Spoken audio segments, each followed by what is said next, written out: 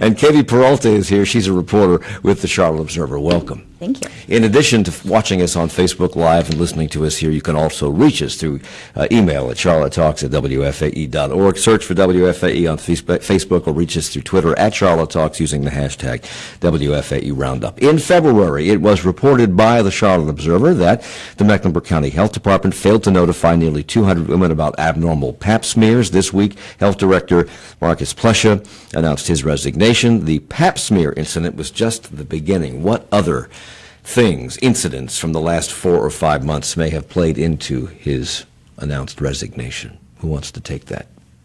Don't everybody talk at once now. Well, there was a number of different things that caused some problems. Obviously, after that incident with not telling the 200 women about their test results and taking a long time to find them, there was also the incident where they sent out a lot of patients' personal information to 2 media outlets. There's the swimming pools not being inspected, and the list kind of goes on and on. Yeah, and there was how they also managed the solution to some of the pap smear stuff as well, and some of the restructuring that Marcus Plesha did as well got some heated trouble, as the Observer has reported and extensively reported on, as involving a demotion of a nursing director who was one of the people who notified HR and the county's risk assessment as well. So he certainly got some heat for that decision, and also that he made that decision before the outside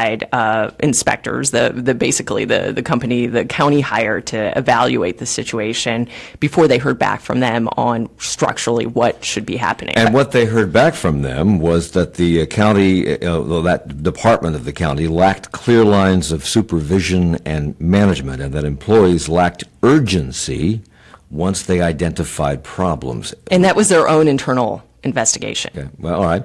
The Observer also reported that health department employees complained that Plesha was paying too little attention to direct patient care. How much of this is because he had one vision and the department actually functions in a different way? He had a big picture vision of preventative health care and eating good food and exercising, and that's where he wanted to focus versus patient care. Here's the thing. He's not the Surgeon General of Mecklenburg County. That's kind of a role that we normally think of with the U.S. Surgeon General. Mm-hmm. And it's clear that Plesha had these priorities: the farmers market, the stop smoking campaigns when it comes to public spaces.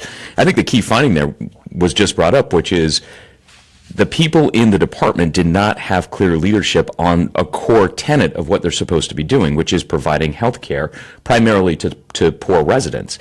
And that Plesha, and again, all this from the Observer, that Plesha was more focused on these big ideas and really at times didn't seem to want to be bothered with the fact that he was in charge of running the health department.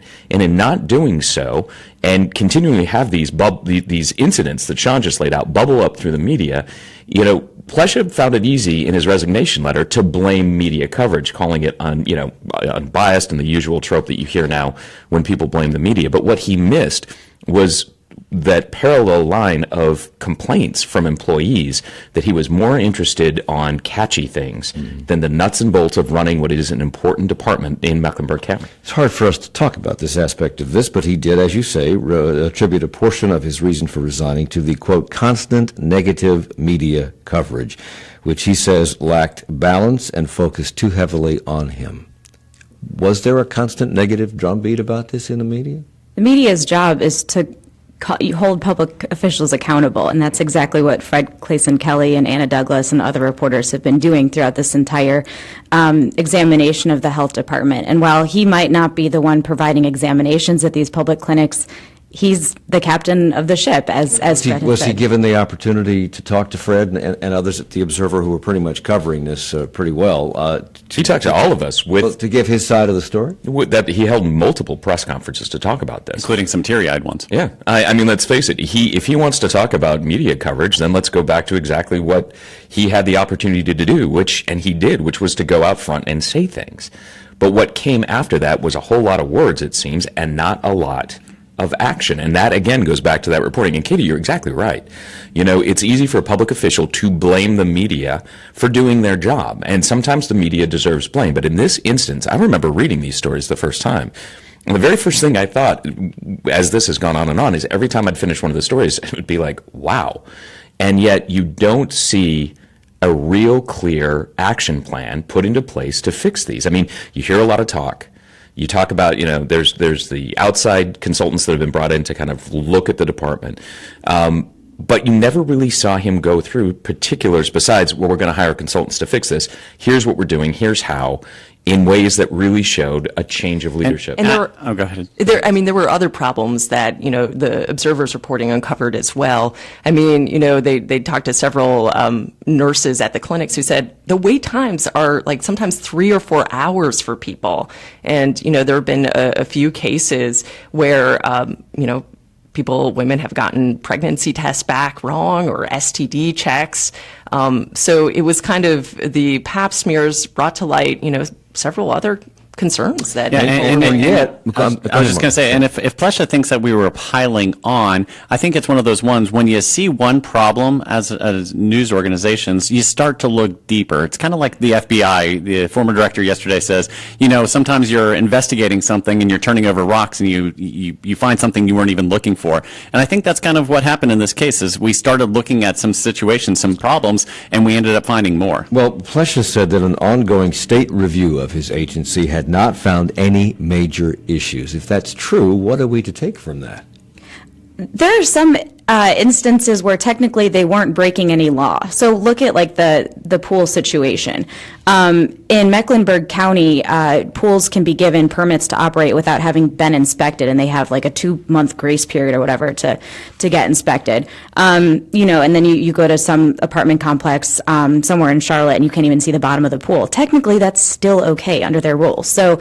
You're making a face, Mike, but it's, they're not breaking any law here, but that doesn't really make it okay. Let's back up and talk about this swimming pool thing, because as Tom pointed out just before we started, this is the beginning of swimming pool season, and people, I think, go to these pools and they think that... Well, we can qualify people do swim in Mecklenburg County. Yes, well, I'm just saying that if they go to a pool and it's open, they think that it's been inspected and that everything's going to be fine with this. But some of the pools had problems at the end of last year that have not been addressed, evidently, or at least not re-inspected for having been addressed, including exposed electrical connections in a pool, which can get you electrocuted, and, of course, water quality issues. Why? And is this the first time this has happened, or are we just now learning this has been going on for years? Unfortunately, I don't think we'll ever know if this is the first time, and that's what's a little bit terrifying. And Mecklenburg is the only county in North Carolina that allows this 2-month period. It's, a huge county, and there are many pools here, and there are 6 such instances from last year where pools had actually been shut down after they were inspected for whatever reason, and then given a permit to operate this year before Memorial Day, which is, of course, one of the busiest days of the year, I'm sure, for pools.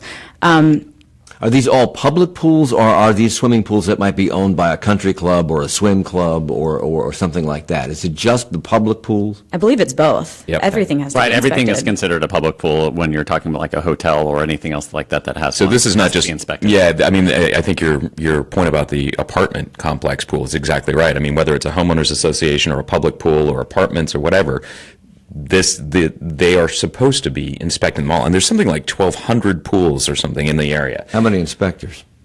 Or do we know? I don't think. There are 44 inspectors. 44 I tried to read inspectors. carefully this morning. 44 inspectors, yeah, and Well, something like 900 public Oh, pools. Commissioner Jim Puckett has called for a fresh look at how this is handled. The health department says they need more people to make that happen. That's obviously true. Is that likely to happen? We'll see. I mean, it sounds like Is there public county pressure from the... I mean, county commission is upset about some of this stuff. I mean, it's certainly with swimming Well, thank pools. God. I think they were very surprised. So we'll see what happens. But as far as people making the budget decisions, they're not happy with this. It actually, I could see a challenge to this because you have all these pools basically opening up at the exact same time. It's not like a retail store that you can hire up for Christmas to, let's hire up a whole bunch of inspectors just to come in with a pool. So there is a timing issue that they have. I'm not paid to figure out how But to solve it. there is one thing that you could do that this report points out, which is they don't focus on the pools with known problems from the prior season. When the season rolls over, when the year changes because of at least from the reporting of the Observer, whatever the software issue is, it marks them all as closed. That means the ones that were marked in the software as suspended, meaning they have a problem, that's erased. So yeah, you've only got 44 people to inspect hundreds of pools, but you could easily target them at the areas you need to have fixed because of what they're set up right now. They don't Have do a that. priority. Are you saying this is a software issue? That's what they say. This is the only county, I understand, in the state that regularly permits swimming pools to open before an inspection. Why? Because we have more pools than anybody else and fewer inspectors than anybody else? Why? I know that certain other counties had tried, or I think that at one point they were just like Mecklenburg County, and they, had some problems, whether it's health violations or, I don't really know. But that did change in, I believe, like Forsyth County. Is that correct? You guys know? I have no idea. I think Was the swimming pool issue the straw that broke the camel's back with regard to Marcus Plesche's resignation? This displeasure over this? I think it's hard to say. I mean, I think that was things were building up, and it came, In a memo that he wrote to his staff just prior to officially submitting his resignation, he said, "I've taken steps to resolve the immediate problem and expedite changes in our organization and clinical process, but now I think it is best for someone else to take over my leadership role in the long term." Was this a voluntary resignation? I don't think any of us at this table can actually answer that. This would be something between the county commissioners and Plescia. And the county manager. And the county manager, forgive me, of course, Nina DiOrio. However, many times in these kinds of situations, and I'm using this as an example, not to say that this is that same kind of scenario, you find that it's like, hey, resignation, it might be a way to save face, as opposed to outright being fired. That has happened in the past. You can point to all kinds of situations. Exactly what happened here, it's not clear, but, it wouldn't be unheard of. But he's staying on the job till August 4th. Is that unusual? Again, these situations vary. It could be that he's here just while they're doing a search. The effective date is indeed August, but you could also, if they find a good replacement, get them up to speed quickly. It's not uncommon, again, in these situations to have that effective date moved up. So in the 20 seconds we have left, is it incorrect to say that don't come into the water, it's not fine, with regard to the swimming pool issue, or is that going to be resolved in the short term?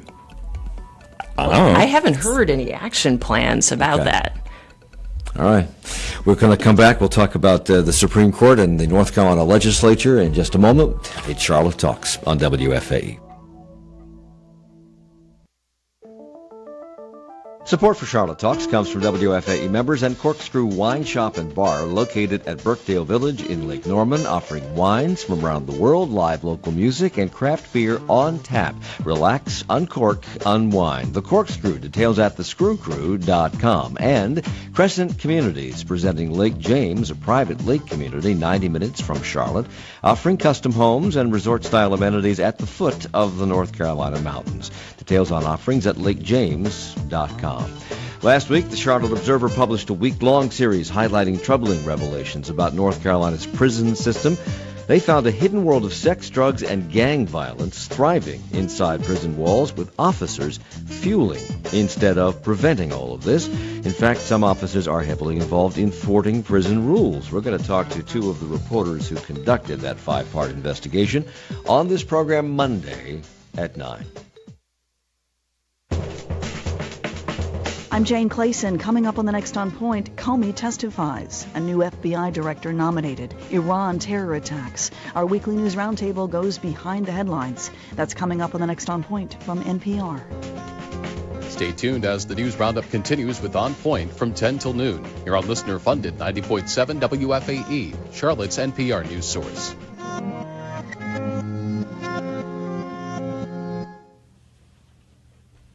It's Charlotte Talks on listener-funded 90.7 WFAE and 90.3 WFHE. I'm Mike Collins. It's the weekly news roundup. Lisa Worf is here from WFAE News along with Tom Bullock. Shawn Flynn is the managing editor of Spectrum News Charlotte, and Katie Peralta is a reporter for the Charlotte Observer. On Monday, the Supreme Court, the United States Supreme Court, struck down 28 legislative districts in this state, saying that race was the predominant factor in unconstitutionally drawing these district lines.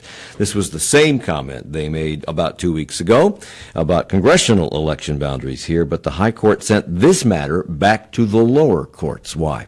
Well, they did two things in this. They agreed that the 28 different districts that you're talking about were indeed illegal racial gerrymanders. They affirmed the lower court's decision. What they sent back was actually what is now the big question about all this. We know the map has to be redrawn now by law. The Supreme Court has ruled there are no more appeals. It will have to be redrawn. But when is the open question. And what they did was the Supreme Court found that the federal court that first heard this, they didn't like their thinking in terms of trying to push for a special election and new maps pretty quickly. So they sent the decision back to the federal court to say, figure this out with some more nuance. And that itself was interesting because you actually had two Republicans who were involved in the drawing of the maps claim credit and victory, in essence, that the Supreme Court had stopped the immediate call for immediate maps to be drawn and a special election to be held this year. Well, that is partially true. I mean, that alone is true. However, they completely missed the fact that the Supreme Court says that, 28 districts are illegal racial gerrymanders. They touch other districts, so now you're going to see a major rewriting of the political boundaries to determine state House seats and state Senate seats. But as far as timing, I mean, this is going to take some time. I mean, when the Supreme Court sends something back to a lower court and says, hey, you were pretty hasty in your decision, how you came up with this. You need to really give this some deep consideration. It's not something they're going to weigh in the next month. It's going to take some time, is my guess. And could it go back to courts once they redraw it? Could it go back to the courts? Sure. I mean, that's always a possibility. But here's the interesting thing. I don't disagree with you outright, Lisa, but the one thing that I found interesting is that the Supreme Court referred this back to the same three-judge panel. Yep. So they're already briefed. They already have an opinion on this. What they asked for is more nuance. And you're right, it could take a while. It could also move up because these are the same three judges that have ruled that, the legislature as it's made up right now is illegal, at least with 28 seats, because it is not fairly representative of the people. They wanted special elections this year. They could easily still push. I'm not saying it will happen, but I'm not so certain that it's going to be a longer process. So if I've done the math right, this marks the third time that the Supreme Court has had something to say about how our districts are drawn or about voting and the kinds of voting laws that the North Carolina legislature has tried to institute in this state. Will this put the brakes on that tilt toward evidently unfairness? It matters on your opinion. The key issue here, and I don't mean to get too technical, but the key issue here is a percentage of black voting age population. Mm-hmm. And the key distinction here between other districts is that the General Assembly, when they drew these maps, along with when they drew the congressional maps that were also ruled illegal racial gerrymanders, they created areas where the black voting age population was over 50%. And what they cited for that reason was the need to have majority-minority districts to comply with the Voting Rights Act.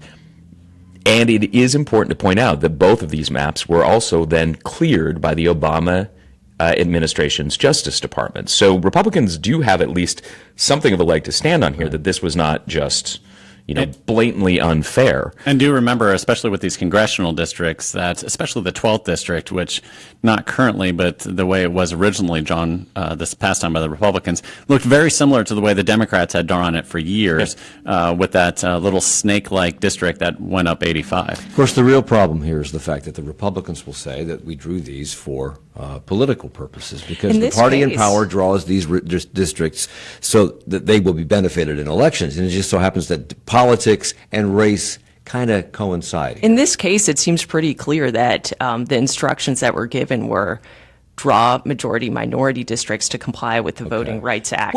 And here's something that's interesting, is partisan politics is a legal racial gerrymander, although there are two potential cases for the Supreme Court that may change that, or at least answer that question. But the Republicans actually agreed. I said outright, never denied, and actually said that was the plan, at least in the 1st Congressional District, which is in Northeast North Carolina, and a couple of the state House districts, that they drew them based on race. flat out. 5 of these 28 legislative districts that were knocked down by the Supreme Court are in Mecklenburg County. Where are these districts? Who holds the offices, the seats in the legislature in these 5 districts? Do we know? Off the top of my head, I can only think of a couple, but there are three House and 2 Senate districts. And it's important, again, to note that these 28 are out of the 170 state House districts, 120 in the House and 50 in the Senate. And you're not going to be able just to redraw those districts without impacting all the other districts. So when we're talking about redrawing this map, we're redrawing the map. But to give you an idea of how much this changed as far as majority-minority districts, before they redrew it, the House had 9 majority-minority districts, and now they have at least 19. And when you look at the Senate, they didn't have any majority-minority districts, and now they have at least 9. And so what people are saying is, hey, in your story, Tom, this week, the argument is, you don't need majority-minority districts to get African Americans elected in North Carolina as much these days, and it dilutes basically the power of minority blocs. Some Republican lawmakers have claimed that this Supreme Court decision is a victory. I think we've alluded to that. 2 of them, State Senator Ralph Heiss from Mitchell County and Representative David Lewis from Hartnett County, who helped lead these redistricting efforts, issued a joint statement saying, quote, "We are encouraged the Supreme Court unanimously rejected the lower court's politically motivated attempt to force a special legislative election in 2017 and its efforts to suspend provisions of the North Carolina Constitution, ignore voters' constitutional right to elect representatives to 2-year terms, and effectively nullify their votes from 2016. Put that statement into some sort of perspective here, Tom, because you reported last week that in the statement they never mentioned the fact that these 28 districts were ruled illegal. I think it could be fairly said that this is a bit of cherry picking. I mean, they are correct. Lipstick on a pig? I'll stick with cherry picking. Okay. What they're focusing on is, again, the lower court in its original ruling dictated that new political maps must be drawn by March of 2017, this year, and that elections would need to be held right afterwards or as soon afterwards as feasible. And the reason, again, for that is when these districts are decreed to be illegal racial gerrymanders, it's unfair to the people in those districts and in surrounding districts. So, it's a constitutional violation. There needs to be a remedy. There is absolutely no doubt these maps will have to be redrawn. So they're focusing more on the fact that, hey, we don't have to do it right away. That's a win, and these, partisan judges, it's a loss. That's really cherry picking a fact because, as I said earlier, the same federal panel now has the chance to decide what that remedy is, if there is to be a special election or if it will just happen in 2018 as planned. In terms of timing, there is no doubt, and they completely missed this point, they're going to have to redraw the maps. That is a major hit to what happened. That is the crux of what happened here, and they just wanted to focus on timing rather than effect. Is this the last case that will go before the Supreme Court in this round? Nope. There's more in the hopper. Yeah, I mean, one of the more interesting ones goes back to the congressional districts being found illegal racial gerrymanders, and that's actually kind of, it's a more procedural than your standard court case. But the same plaintiffs in that case who won are also bringing up the fact that they're partisan gerrymandering, and that's an issue that is considered legal now because the Supreme Court has never ruled it illegal and there are no laws that bar it. So between that North Carolina case and, for court watchers, this really interesting case out of Wisconsin that focuses on the same issue in a slightly different manner, we may hear something it may be the 4th time that North Carolina election laws appear before the court in some way, shape, or form this session. Democrats have urged Republicans to start thinking about moving us toward a nonpartisan commission to draw these district lines. Is that likely to happen? I'm going to say right now, probably not. And I think it's also fair to say that Democrats were as guilty of drawing maps for political advantage as the Republicans. And what's interesting to me is go back a little bit in history to when Republicans first took over the General Assembly. And one of their major tenets, one of the things that they ran on, some of the bills that they voted on, at least in the North Carolina House, was to create a nonpartisan, or at least a true bipartisan, commission to draw maps. It's interesting to me that whichever party is in power when they're in the minority, they love the idea of fair districts. But once they become the majority, that seems to no longer be a priority. And you also reported this week on a bill to move up primary elections in the state, moving one step closer to passage. Are we talking about presidential primaries here? Even-yeared primaries. So think presidential and off-year when it comes to... Don't political parties control when the presidential primaries are? Well, kind of. You can kind of make that not quite the way you're saying it, because, I mean, if you look at last year in 2016, or just before that in 2015, North Carolina had to change the date of its presidential primary because they ran afoul with rules with the National Republican Committee, because North Carolina wanted to move their primary up. And the Republican National Party said, hold on, if you do this, there's going to be some sanctions. You won't have as many people to sit at the convention and vote. So they can influence it, but officially, the state can set the date. The parties themselves can run the primaries, but the state sets the date. Okay, so this isn't. Where does this stand, and why do they want to do this? Honestly, this. It's been passed by one chamber. It's not, it still has to go through the other chamber. But the reason they want to do this really boils down to the presidential year. There is this belief that when you have earlier presidential primaries, you have more influence in the outcome. The primary season can be incredibly long. So those early states really get a little bit more attention as people's attention span on the campaign can tend to wane. Mm-hmm. So the theory is if you move it up, you get more attention from the major candidates. And we were in, the middle of March in 2016, and we got some more attention, I would say. We had about 3 days where the candidates really focused here, and that's actually where this bill would place it. It would place the primary, the classic standard of the first Tuesday after the first Monday of the month. But if you also look at it, that puts our primary in between states like Ohio, like Pennsylvania, like Florida, where the candidates will have to spend a whole lot of time. So, yeah, we might get a little bit of a bump in attention, but they're quickly going to scurry off to other areas. And how will the parties... I was just going to say, as someone who is still recovering from last year's presidential election, I would like to say we don't really need a primary at all. Let's just skip it. We don't need the attention anymore. Well, how will the parties feel about this? Because, as you said, the Republican Party threatened sanctions against the Republicans if they moved their primary the last time. Well, they'll feel fine about this so long as they have the ability to slightly alter the date to make sure that doesn't happen again. Okay, so President Trump has said that the United States will pull out of the Paris Climate Accord. That's led many captains of industry and some state governors to pledge their support for continuing to support that agreement. And Roy Cooper has joined that group of only 8 governors, but nonetheless, some of those governors are in pretty big states like California, which have their own climate, quite honestly. Are these all Democratic governors? I believe so far, yeah. Yes. In pledging his support, he criticized the president's decision, Cooper did, saying it was wrong for the country and for future generations. So what exactly can he do? Well, go ahead. I was just going to say, it sounded to me at the time like it was largely symbolic. A lot of the people who were critical of a lot of people who supported or were indifferent about Trump's decision to leave the Paris Accord would say, in the short term, at least, it's not going to be catastrophic for the United States like a lot of people are framing it to be. Rather, it would be bad for diplomatic relationships, bad for our relationship with some of our allies overseas. So I saw it as more of like a symbolic thing. Despite what the president says, the state of North Carolina is still committed to reducing carbon emissions.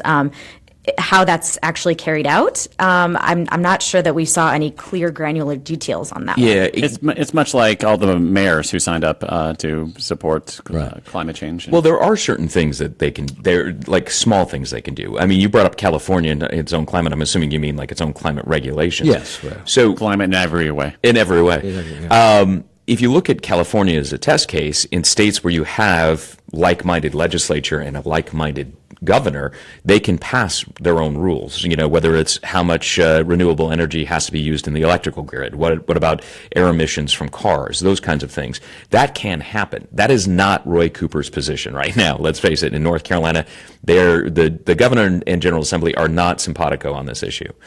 On a mayor's level, you could have some little bits of things, again, like electricity used by public buildings, so that can make a small impact. But what was fascinating to me are the businesses that are also signing up on this. And those businesses may have more influence or more of an effect than even, say, the city of Charlotte. Because, Sealed Air, which is based here, is one of the companies that signed up, and they said, we're going to try to use less water, we're going to use more, green electricity. They can actually, without having to worry about other things, make their own effect right now. But as far as plans, for example, Duke Energy has been, planning to not build any more coal plants and cut their emissions significantly by 2030.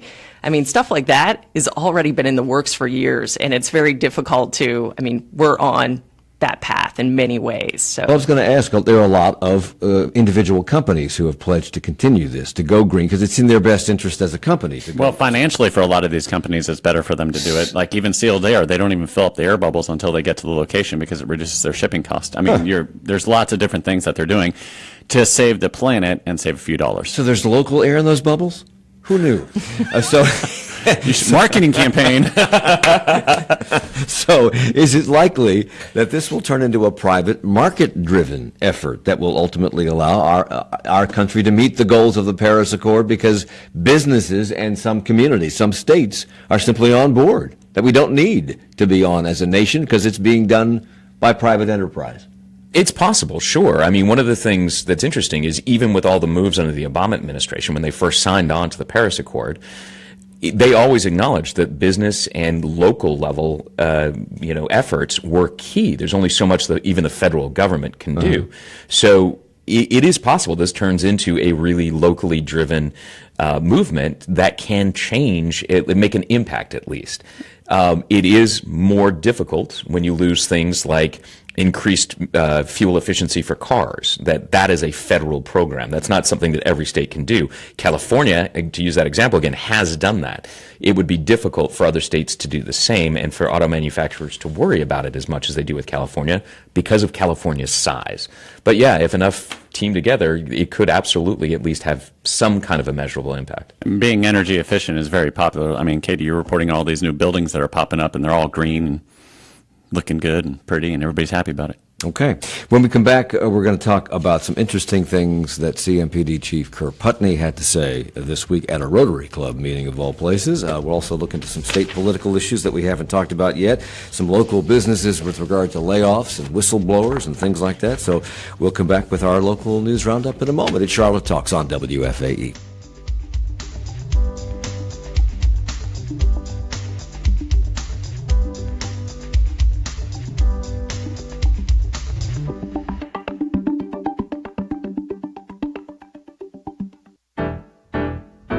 Support for Charlotte Talks comes from WFAE members and Baby & Company, a modern birth center offering individualized maternity and well-woman care, classes, and wellness services in an intimate setting.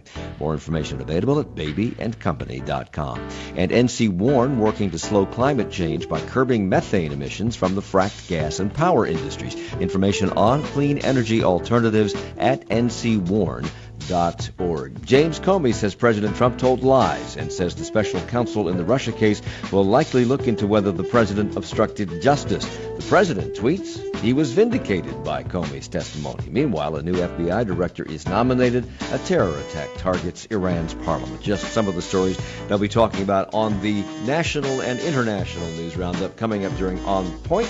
Tom Ashbrook is back this morning in 20 minutes at 10 o'clock. We will continue our look at local news this week when we come back in just a moment at Charlotte Talks. All Things Considered on WFAE puts you in touch with people and their stories. Somewhat to the surprise of his mother that he's brought home a black schoolmate. Yes, and I feel like Sidney Poitier. Guess who's coming to dinner? It really was one of those surreal moments where you don't know whether you're going to be uninvited. And his mother comes out with 2 pot pies and we sit There's there. more to every story. Listen weekday afternoons from 4 to 6:30 for All Things Considered from NPR News and 90.7 WFAE. It's Charlotte Talks on WFAE and WFHE. I'm Mike Collins. It's our local news roundup. Tom Bullock is here from WFAE News, as is Lisa Worf. Shawn Flynn, managing editor of Spectrum News, and Katie Peralta, a reporter with the Charlotte Observer. I told you I'd be honest. I would not be standing before you if I were being hired now. This is not a job I would want.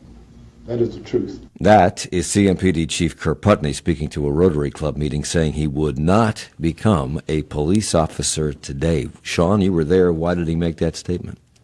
Well, he was talking about the narrative that's out there right now and the anti-police backlash the past couple of years in the wake of some of the more controversial shootings.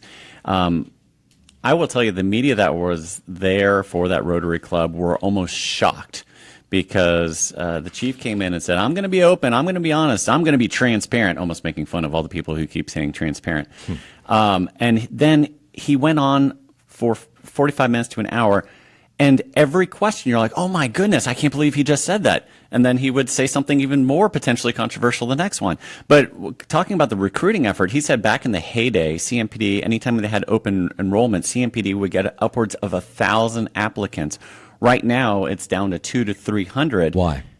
Because of that narrative. What's the narrative? The narrative is that the police are only out there to hurt people. They're not here to support people. Nobody supports the police. I mean, he obviously was talking in detail about the Keith Scott shooting last year and the support or lack thereof that his department got from some people that he really wished that he had gotten support from. He kind of gave a couple winks, but you kind of assumed he was talking to some political folks out there.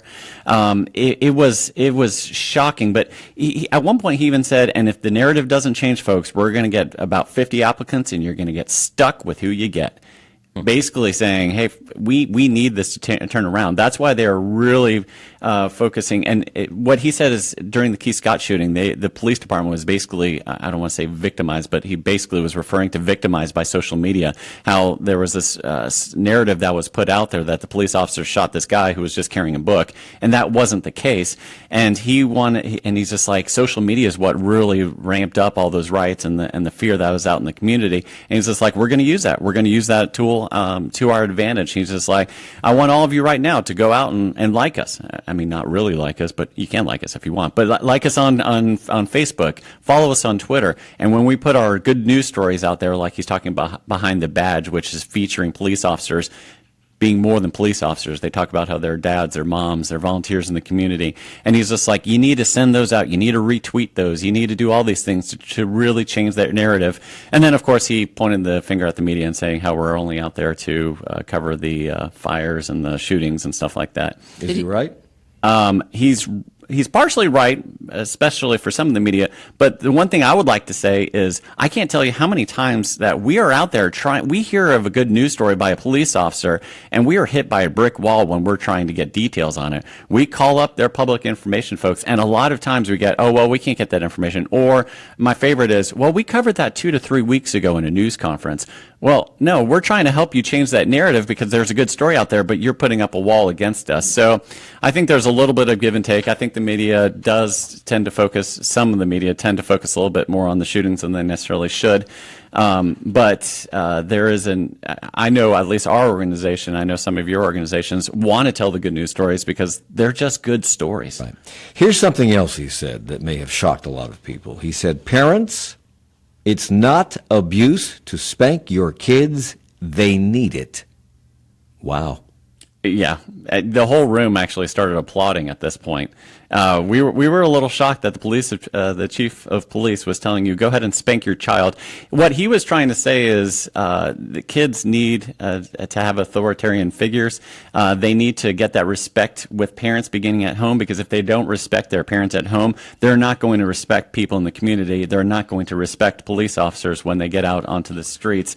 I will tell you, we did a story on that the following day, and it was the most popular story we did all week. Yes, 20,000 people watched the story and were chiming in on it.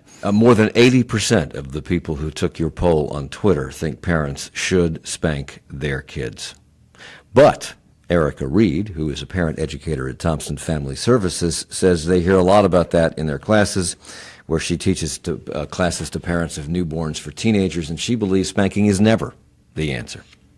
Yes. And she says it actually is a short-term fix, and it actually does more long-term harm to the child and the parental relationship. And it also, she says, could be, the start of allowing further abuse of the child. How many people around this table got spanked as a child?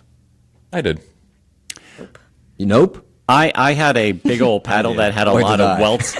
I had a lot of paddle that had a lot of welts in it, and we were all wondering, all my siblings were wondering where it came from, but I don't recall actually receiving the paddle. We were threatened a lot. Okay. Maybe I'm reading too far into this, but I kind of read that comment as not physically spanking necessarily. I mean, sure, okay, I know that he is. Open-handed spanking, like. I just took it more as like discipline your children, make them respect authority. You know, if a child doesn't deserve a spank, obviously don't spank them, but you teach your child to respect their elders and teach them who's in charge. That was kind of my takeaway from that. And whether or not he definitely meant that. He wants parents to have children build that respect. But he absolutely thinks that spanking is okay. I mean, I just from the way I saw and heard that conversation. But I agree with what you're saying. His overall message is we need to build respect in the community, and it starts at home. A bill passed the House this week that would practically end the need for a permit to carry a concealed weapon. Who's leading the charge on this? Why? What is the rationale? Well, the charge is a Republican member of the House, Chris Millis, and he was very particular in the way that he broached this when it came up on the House floor. He started by saying what was not in the bill as opposed to the actual words or explaining the words of the text. And his rationale is we are restoring some rights for law-abiding citizens that they should have under the Constitution. That is clearly not the way others see it, and it's important to note that for once I can honestly talk about a controversial bill where the votes were not all one party for and all one party against. Mm-hmm. And this is a bill that could have some significant ramifications. I mean, let's be upfront about that. Basically what it does is anywhere you can open carry a gun, and you can do that in most public areas in North Carolina, you could also hide a gun on your person in a bag, concealed carry is the term, without the need for a permit. Currently, you would need a permit, and that permit takes time to get, and you have to be 21 years old, and you have to go through training to make sure you can safely do that. Unconcealed carry, what does that require? It means if I can see a gun on your hip or on your back. Right, but what does that require? That you own a gun and you put it on that day. You don't need a permit. You can walk down Tryon Street. So why would you need a permit to have a concealed carry weapon? You got a weapon, you got a weapon. What's the difference? There is a difference, and that difference is the fact that it's hidden. So if you think about, we can go back to police shootings. You can think about a couple of instances where, Castillo, was he the gentleman that was shot by the policeman? He had a gun in the car, and he was licensed to carry it. Policeman sees a gun out of nowhere. He pulls out a gun, pulls out his own weapon and fires. Having a concealed weapon is inherently more unpredictable, is the theory. Because if you know a guy is walking around with a rifle on his back, you know how to respond. If someone pulls out a gun, that's the element of surprise issue here. How much of this, as you said, there were equal numbers of people from both parties who are kind of on board with this. How much of that has not quite equal. Well, okay. But how much of that is due to the fact that they believe in the Second Amendment, and how much of it is due to the fact that Grassroots North Carolina, which calls itself the state's only no-compromise gun rights group, this week announcing they're going to release the names and phone numbers of people who oppose this. They also released a couple of home addresses here, and they did put it out, and this was not lawmakers, but lobbyists that they targeted. And that guerrilla tactic is, controversial, almost as controversial as this bill. Yeah. I think when you look at all Democrats voted against this bill, 8 Republicans in the House joined them. And I think the most compelling argument as to why actually came from Representative Faircloth, a Republican out of High Point, who also happened to be that town's chief of police for 17 years. Mm-hmm. And I was listening to the argument and just thought, wow, this is fascinating. He lays out a scenario that if this bill becomes law, how many people or how many guns could an individual carry concealed in a backpack? And the answer is as many as that person chooses to. There's nothing in the law to stop them from doing it. So he then laid out a scenario where you could have an 18-year-old, because this law would also drop the age for concealed carry from 21 to 18. You could have an 18-year-old with a bag full of guns who has a clean record, so he's legally allowed to have these guns in the bag, standing out on a street corner somewhere near his friends who happen to be in gangs, and he is literally the gun courier. And that if something breaks out, if the gang feels that it's time to get violent, they could run over to the bag, grab the guns, and they're good. And why would they have this courier? Because if the police catch them, he is legally allowed to have those guns.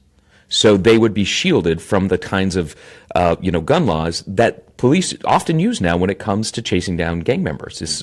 You have an illegal gun. It's reasons like that. I mean, in your report, you pointed out, law enforcement, at least a couple are against this bill.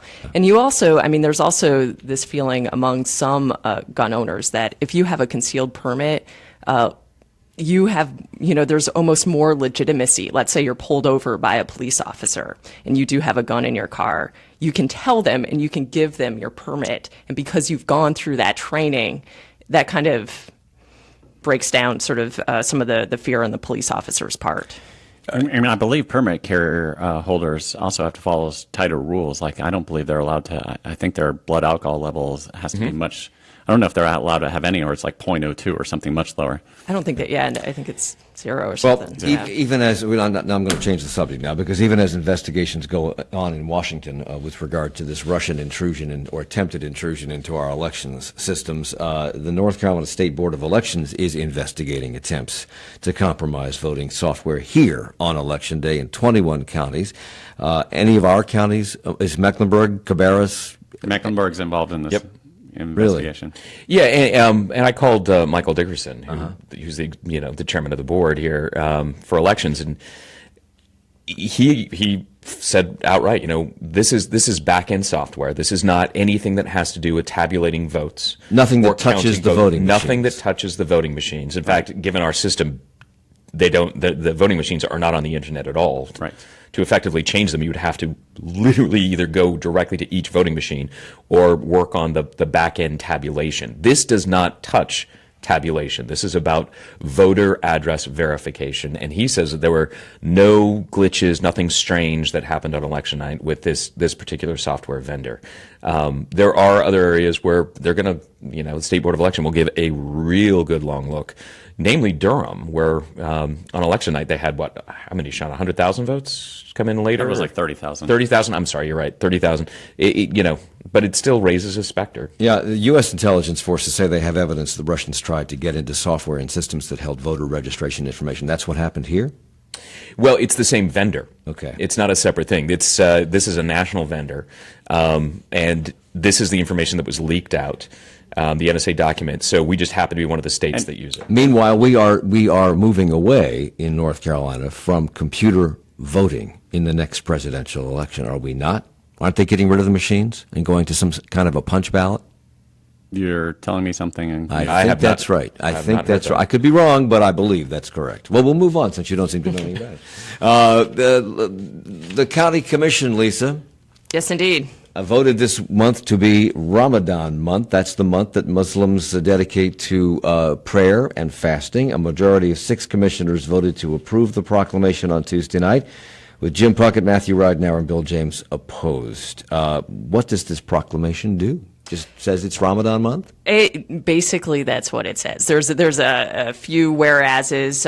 For example, whereas each day of fasting teaches the soul to struggle with self, persevere, and to forgive and love. And whereas Muslims have been a big part of America and have made extraordinary contributions to our country. Typical proclamation. Yeah, we recognize this as Ramadan. Jim Puckett said that this is a bit close to government endorsing religion, and he pointed out that to the best of his knowledge, the commission has never adopted a resolution in support of Lent, Easter, Christmas, Hanukkah, Passover, Yom Kippur, the Pioneer Day for Mormons, or Diwali.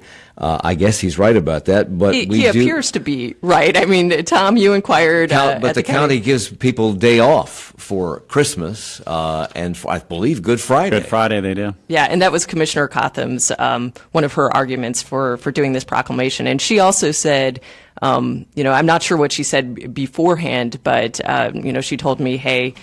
We've just seen a lot of persecution of Muslims over the past several months, and we thought this was an important step to take, and that's why we're doing it. I don't want the hour to end, Katie, without asking you about the layoffs at Lowe's, because this is another in a series of layoffs, and this time it's the IT employees. Their jobs are being outsourced to India. Is this just an attempt to cut costs, or is Lowe's really in trouble? I want to correct the use of the word outsource because they're still Lowe's employees overseas in Bangalore, India. So technically they are shifting functions from Mooresville to Bangalore. So this is not the first time they've done this. Last October, they laid off 96 people in IT as well. It is to cut costs. It's to, reduce redundancies and improve efficiencies, I think is the corporate speak for it. But essentially, labor over there is much more inexpensive. Yeah, and they're not the only ones doing it. I mean, every major tech company has a presence in Bangalore. And it's something that's kind of come under scrutiny for sure, especially by the folks who work in Mooresville and who have been in IT for decades with Lowe's and with whoever else. And 3,000 jobs are going to be lost in Charlotte with Dollar Express shutting their doors. We don't have the time to go into this. Is that right? But that's correct, that number? Nationwide. Nationwide. 100 corporate employees from Dollar Express. Okay. And Katie, your reporting on this has been, as far as like getting all the dollars in there, I mean, done a pretty good and clear job of doing that. That is a challenge. I can't Dollar keep track Express. which dollar's down the street from me. Dollar Express, Family Dollar, Dollar Tree, they're all involved in this, and it's just mind-blowing how this has all come together, and I wish we had time to talk about it. We don't. Katie Peralta from The Observer, Shawn Flynn from Spectrum News, Lisa Worf and Tom Bullock from WFAE. Thank you all. Charlotte Talks